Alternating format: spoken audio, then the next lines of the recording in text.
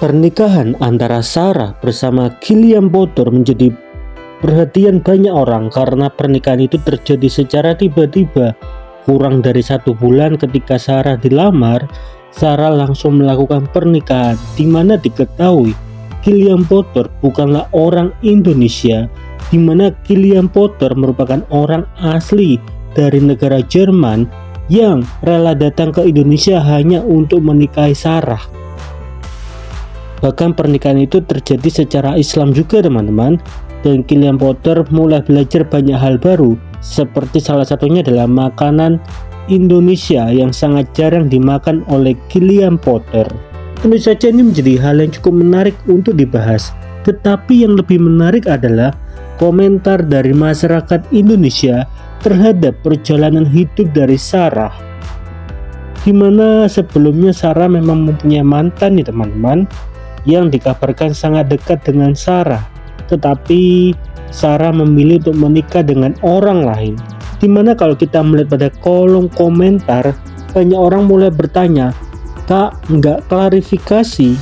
Dan mungkin teman-teman mulai bertanya, kenapa Sarah harus klarifikasi? Apakah Sarah melakukan kesalahan? Dan jika itu adalah pertanyaan dari teman-teman, kesalahan macam apa yang telah dilakukan oleh Sarah? Apakah itu berbicara tentang masa lalu dari Sarah? Dan kalau kita berbicara mengenai masa lalu dari Sarah, sebetulnya beberapa waktu yang lalu nama dari Sarah sempat membuat suatu hal yang menghebohkan kepada publik, di mana hal itu terjadi pada tahun 2020 di zaman COVID-19. Sarah sempat menjual dirinya senilai 200 miliar ya teman-teman, atau menjual keperawanannya, dan hasilnya akan didonasikan untuk teman-teman COVID. Dan tentu saja aksi dari Sarah menimbulkan berbagai macam respon dari masyarakat Indonesia. Tetapi klarifikasi yang diminta oleh masyarakat bukan soal hal itu, melainkan soal mantannya. Karena beberapa waktu yang lalu mantan dari Sarah yang mempunyai nama Mehdi Reza membuat klarifikasi bukti bahwa yang selingkuh bukanlah Mehdi Reza melainkan Sarah sendiri.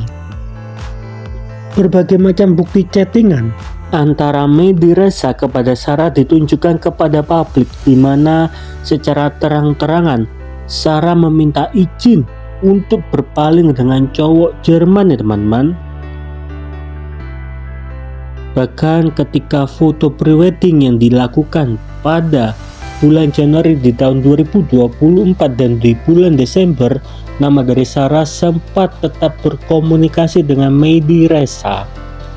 Tentu saja ini menjadi suatu hubungan yang cukup menarik ya teman-teman. Meskipun mereka telah berpisah, tetapi detik-detik sebelum mereka menikah, Sarah tetap meminta izin terlebih dahulu kepada mantannya.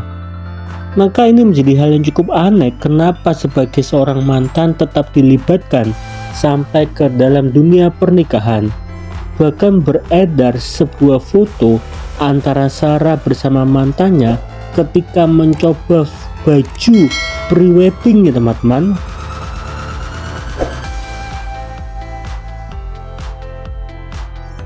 Sehingga ini menjadi suatu tanda tanya, kenapa hubungan dari Sarah bersama Mehdi Reza bisa begitu?